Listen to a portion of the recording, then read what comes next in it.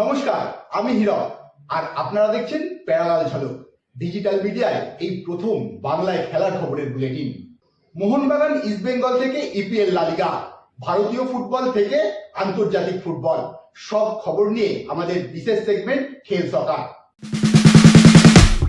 আইএসএলের মঞ্চে প্রথম পয়েন্ট খোয়ালো মোহনবাগান সুপার জায়ান্ট। অ্যাওয়ে ম্যাচে বেঙ্গালুরু এফসির সঙ্গে 0-0 ড্র। ম্যাচের শুরু থেকে শেষ পর্যন্ত ম্যাকলরেন দিমিত্রিরা একের পর এক আক্রমণে ঝড় তুললেও বেঙ্গালুরু রক্ষণ এবং গুরপ্রীতের দক্ষতায় বারবারই আটকে যায় তারা। যদিও পাল্টা আক্রমণের চাপ বেঙ্গালুরুর তরফেও ছিল, কিন্তু সুনীল রায়ন উইলিয়ামসরাও ব্যর্থই হয়েছেন। বল পজিশন থেকে শট সমস্ত দিক থেকে এগিয়ে ছিল মোহনবাগানই, কিন্তু গোলটা আর করতে পারেনি তারা। এদিন ম্যাচের শুরু থেকে বেশ আক্রমণাত্মক মেজাজে ছিল মোহনবাগান ব্রিগেড। প্রথম আধ ঘন্টার মধ্যেই দিমিত্রি, ম্যাকলরেন এবং রড্রিগেজ বেশ কয়েকটা সুযোগ বের করে ফেলেছিল, কিন্তু কোনো না কোনোভাবেই আটকে গিয়েছিলেন তারা।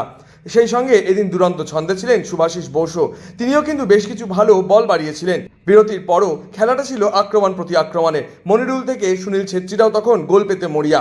একবার তো বক্সের মধ্যে ছেত্রী পরপর দুবার সুযোগ পেয়েছিলেন, কিন্তু থাপার দক্ষতায় বেঁচে যায় মোহনবাগান।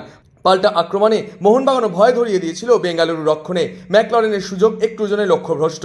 রড্রিগেজের শটও কখনো গুরপ্রীতের হাতে তো কখনো বাইরে। আর শেষের দিকে দিমিত্রি পেত্রাদোস্ত একেবারে গোলরক্ষককে একা পেয়ে গিয়েছিলেন, কিন্তু তিনিও বাইরেই শট নেন। ম্যাচ শেষ হয় গোল শূন্যই। ঘরের মাঠে এগিয়ে থেকে আবার একটা ড্র। আর যে কেরালা এখনো পর্যন্ত কারোর বিরুদ্ধে পয়েন্ট পায়নি, সেই ইস্টবেঙ্গলের বিরুদ্ধেই তারা পয়েন্টের খাতাটা খুলল। শেষ মুহূর্তে কেরালার গোলে 1-1 ফলাফলেই ম্যাচ শেষ হলো। আবারও 2 পয়েন্ট হাতছাড়া করেই সন্তুষ্ট থাকতে হলো অস্কার ব্রুজোর দলকে।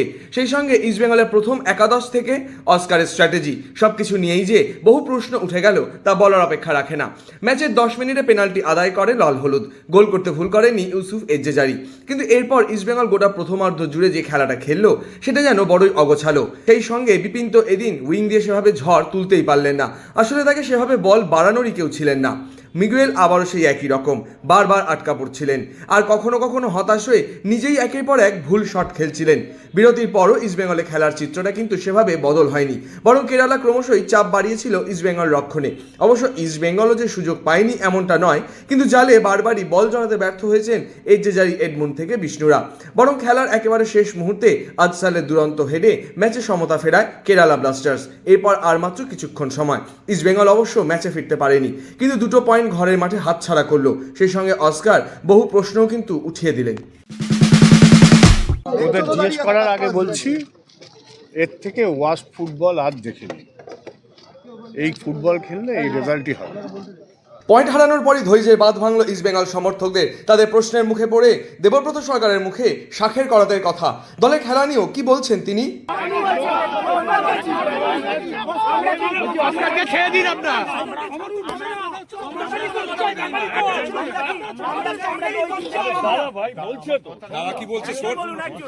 ছাড়ার ক্ষমতা আমাদের এখানে নেই, এটা বুঝতে হবে। অস্কার একটা কালেকটিভ, একটা কমিটি, একটা বোর্ড চলে, তাদের সিদ্ধান্ত করতে হয়। তোরা ভাবছিস ক্লাবের হাতে ক্ষমতা আছে, ক্লাবের হাতে কোনো ক্ষমতা নেই। আমরা তুই একটা জিনিস তো ভেবে জানি, টিম তো খারাপ করেনি কোম্পানি। আজকে খেলা দেখে মনে হলো এর থেকে মনে হয় মোহামেডান আরো ভালো খেলবে, যা মনে হচ্ছে। ঠিক বলেছিস, আমরা তাই তোদের সাথে একমত। আমরা যদি এটা যদি তোদের মতো অবস্থা, এটা যদি আমরা এই টিমে এখানে কেন আমরা এই টিমের সঙ্গে কথা হচ্ছে একটা ভাঙা লিগ, এই অবস্থা। শিক্ষা, দীক্ষা, জ্ঞান, বুদ্ধি সব আছে, কি ক্ষমতা আছে আপনি কি জানেন? কি করতে পারে? পরে ফোন করছি। প্লেয়ার গুলো আজ এই অবস্থা কেন কেন চোট পাচ্ছে? এখন তো টুর্নামেন্ট অনেক কমে গেছে। আমি বলছি আমাদের কোচের হাতে দায়িত্ব। কোচকে ইন্টারফেয়ার করলে লোকে বলবে কোচকে ইন্টারফেয়ার করছে, আবার কোচকে না বললে তার আবার ক্ষমতা আমাদের নেই। আমরা হচ্ছে শাখের করা সাপোর্টার, আমরা সবাই তাই। যেহেতু দেশের সিস্টেম চেঞ্জ হয়ে গেছে ফুটবল, দাদা ক্লাবটা তো আমাদের জন্য, ওদের আমাদের কাছে আমরা এখনো আজকে টিভি না কলকাতা লিগে আজকে যে কলকাতা লিগে খেলতো সেই ন্যাশনাল লিগে খেলতো। কলকাতা লিগে আলাদা প্লেয়ার, ভরসা রাখছি, আইএসএল এর আলাদা, তাও এত আমি ইনজুরি। আপনার উপরে ভরসা রাখছি, কিন্তু আপনি কিছু করুন। প্রত্যেকটা সিজনে নিয়ে যাবে শাক, শিল্ড চ্যাম্পিয়ন হতে পারতাম, ওই 9 থেকে প্রত্যেকবার শেষ করি, অবনমনেই যাই, কাপ চ্যাম্পিয়ন হতে পারতাম, কোনোটাই হয়নি। না। আজকে আমাদের টিম কি হারার মতো ছিল? বলুন দাদা, আজকে আমাদের টিম আমারও একটা পয়েন্ট নষ্ট। ঘরের মাঠে প্রিয় দলের এমন খারাপ পারফরমেন্স দেখে আর নিজেদের ধরে রাখতে পারলে না ইস্টবেঙ্গল সমর্থকরা। ম্যাচ শেষেই ক্ষোভে ফেটে পড়লেন তারা।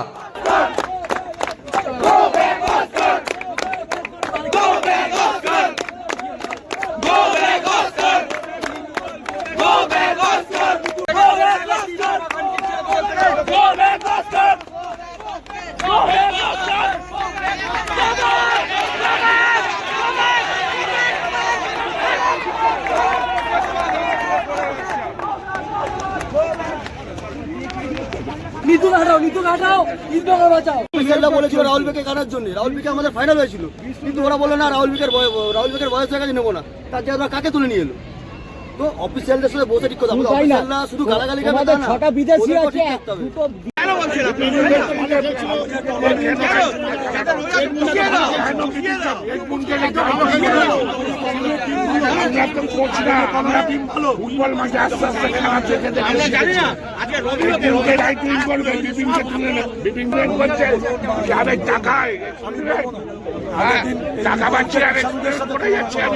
যেদিন থেকে কিষানদের সাথে তুলনা করো সেই দিনই অপমান।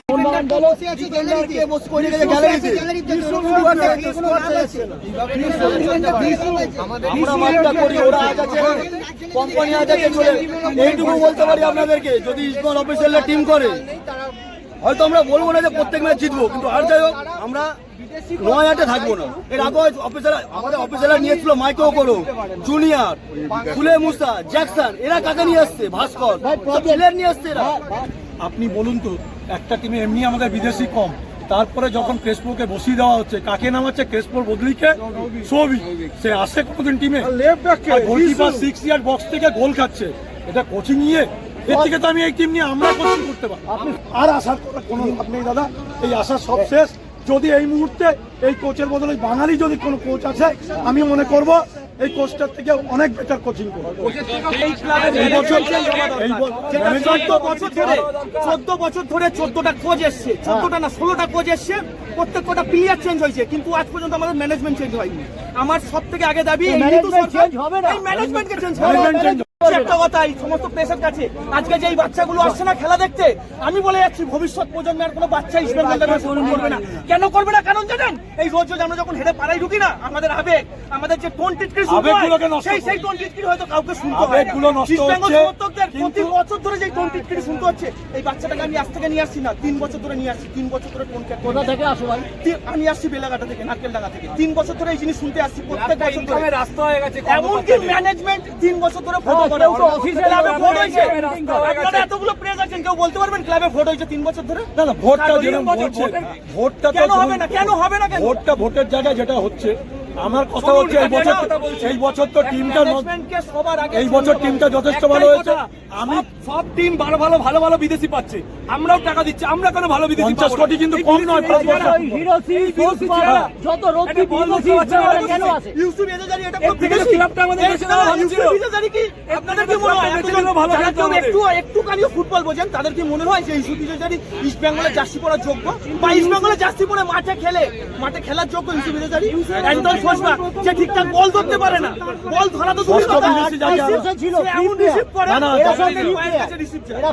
তালালি খেললো। আগের দিন তো তালাল ম্যাচটা বের করে নিয়ে চলে গেল। ক্লাবটা কর্মকর্তাদের ইনকাম করার জায়গা হয়ে গেছে। আমাদের আবেগ বলে কোনো কথা নেই। আগামী যুব সমাজ ইস্টবেঙ্গলকে চিনবে না, আগামী যুব সমাজ ইস্টবেঙ্গলকে চিনবে না। আপনাদের কর্মকর্তাদের কাছে আপনাদের থ্রু রিকোয়েস্ট, ক্লাবটাকে নিয়ে ছেলে খেলা করবেন না। এর থেকে ক্লাবটা বেঁচে দেওয়া ভালো ছিল। মোহনবাগানকে বেঁচে দেওয়ার পরে ভালো খেলছে, তাহলে ইস্টবেঙ্গল আমাদের ভালো খেলতো, মানে জায়গা থাকতো, আবেগ থাকতো। আমাদের ছেলেমেয়েরা আজকে ইস্টবেঙ্গলকে চিনতো, সেটা আমাদের আবেগে ঘা করছে। কেন আমাদের মায়ের সমানকে আমরা সন্ধ্যেবেলা প্র্যাকটিস করছে, ওনারা সকালবেলা প্র্যাকটিস করছে, এনারা ক্লান্ত তো হবেই তো। ম্যাচ টাইমে প্র্যাকটিস করছে না। ফেডারেশনকে আরেকটা দোষ দেবো, যে টিমটা 7:30টায় খেলছে কলকাতার মাঠে, অথচ এই টিমটা 5টায় কেন খেলবে? যে টিমের 5 জন আমি অন্য সম্প্রদায়ের মানুষ আছে, ঠিক বলেছো। অন্য সম্প্রদায়ের মানুষ আছে, তারা যখন রোজা নিয়ে খেলছে, একটা টিম সাপোর্ট পাবে আরেকটা টিম পাবে না। রোজাটা বড় জিনিস না, কষ্ট হয় ঠিকই, কিন্তু সে প্লেয়ারের মতোই খেলছে আমাদের। সে রোজা থাকুক, তার বাবা মারা যাক, মা মারা যাক, এই হোক, যতই প্রবলেম হোক, আমি তার জন্য অর্থ দিচ্ছি। ঘরের মাঠে পরপর পয়েন্ট নষ্ট ইস্টবেঙ্গলের। ম্যাচ শেষে কি কারণ দর্শাচ্ছেন এবার অস্কার ব্রুজো? অন্যদিকে ইস্টবেঙ্গলের থেকে পয়েন্ট কেটে স্বভাবতই খুশি Kerala Blasters coach.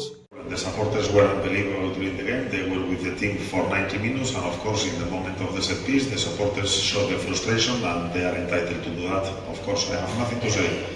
Everybody wants to win, so if they have to show their frustration like that, we have to digest it. Today, the game is for 3 points. We only could get 1, so it's normal that some people is not happy with the final result.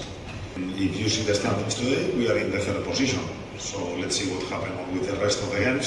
And I already told that we are not going to take the pressure of the fight for the title. That will be only a consequence of what we do in this first part of the ASL. If we can dream high, we will do it in the final stage. So far, today we are not happy with the result, but the team is looking promising. We are doing a lot of good things. So better to focus on the good things and correct the bad things. And slowly, we will keep climbing on the table. Well, it was an action in the last minute of the game, lack of concentration. The 2 players in the southern marking didn't attack the ball, a short guy finishing in the small box, so 1 lack of concentration, 2 points more. We have to win the game of the answer pool, similar story. In open game they are not creating problems on us. In the second half the team they with the game was completely one-sided, creating openings, missing chances, holding them very well, especially on the left side of Kerala where they were having all the deep movements, but they could not connect on the box.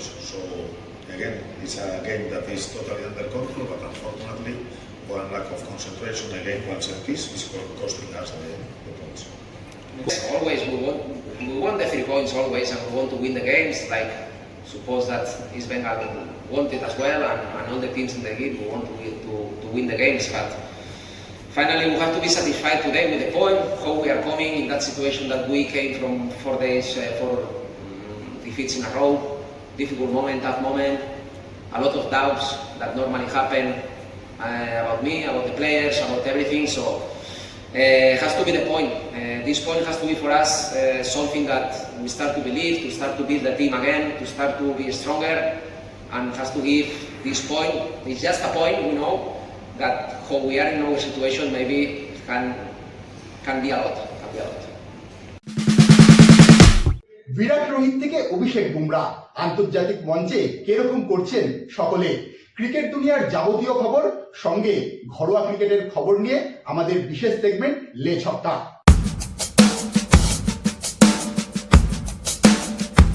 Pakistan super league থেকে নাম তুলে নিয়ে Kolkata night রাইডার্সের হয়ে IPL খেলতে আসছেন blessing Muzarabani. Blessing মুজারাবানির সঙ্গে চুক্তি ছিল পিএসএল এর দল ইসলামাবাদ ইউনাইটেডের। সেই চুক্তি ভাঙায় কেকেআরের হয়ে আইপিএল খেলার সিদ্ধান্ত নিয়েছেন জিম্বাবুয়ের জোরে বলার। তার এই সিদ্ধান্তে ক্ষুব্ধ পাকিস্তান ক্রিকেট বোর্ডের কর্তারা। পিএসএল এর নিলামে দল না পাওয়া মুজারাবানিকে ইসলামাবাদ ইউনাইটেড সই করিয়েছিল সামার জোসেফের পরিবর্তন হিসেবে। পরে সিদ্ধান্ত বদলে আইপিএলে খেলার সিদ্ধান্ত নিয়েছেন। বাংলাদেশের জোরে বলার মুস্তাফিজুর রহমানের পরিবর্তন হিসেবে মুজারাবানিকে দলে নিয়েছেন কেকেআর কর্তৃপক্ষ।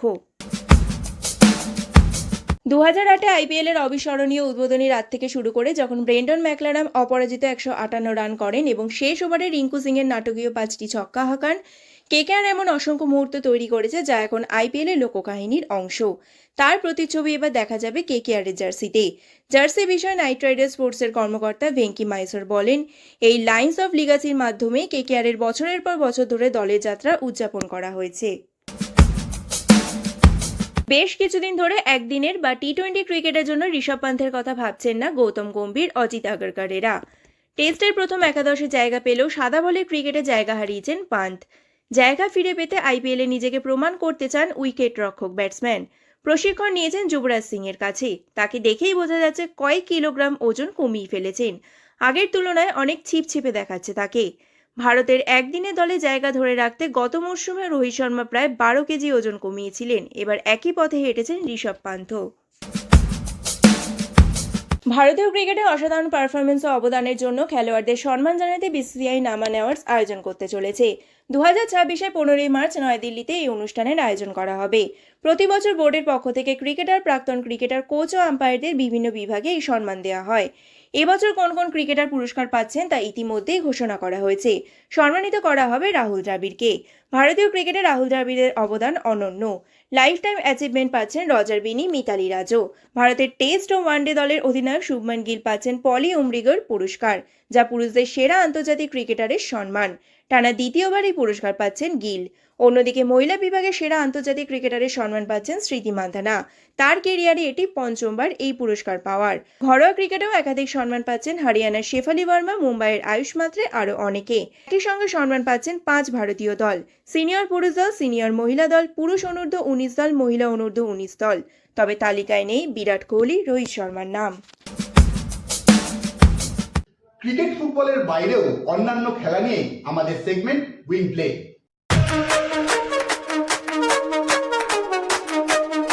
ইন্ডিয়ান ওয়েলসের জ্যাক ড্র্যাপারের সাথে ড্যানিল মেদভেদেবের ম্যাচে চেয়ার আম্পায়ার অরিলি টুটের রিভিউর মাধ্যমে নেওয়ার সিদ্ধান্ত নিয়ে শুরু হয়েছে বিতর্ক। জ্যাক ড্র্যাপারকে 6-1, 7-5 পয়েন্টে হারিয়েছে ড্যানিল মেদভেদেব। শেষ পয়েন্ট দেওয়ার আগে চেয়ার আম্পায়ার অরিলি টুটের রিভিউ নেওয়ার পর সেই পয়েন্ট দেন মেদভেদেবকে। সেই নিয়েই শুরু হয় বিতর্ক।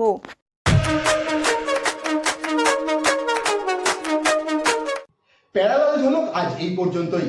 ফুটবল, ক্রিকেট সহ খেলাধুলার যাবতীয় লেটেস্ট আপডেটের জন্য প্রতিদিন রাত 10টায় প্যারালাল ঝলকে নজর রাখুন।